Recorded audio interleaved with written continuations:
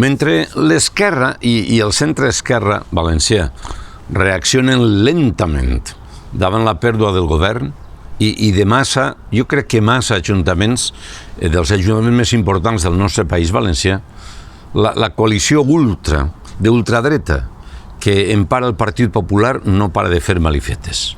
Lleva el nom d'importants personatges i investigadors auditoris a biblioteques i a altres edificis públics. Rescindeix subscripcions a revistes infantils i socials de renom.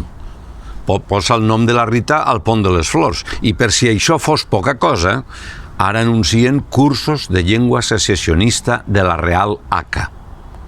Gràcies que una bona colla d'entitats, grups i associacions de l'àmbit social, educatiu, cultural i del treball han decidit configurar la plataforma NOS per a defensar-nos de les malifetes, deslliurar-nos de la incultura i afavorir-nos en aquesta travessia del desert.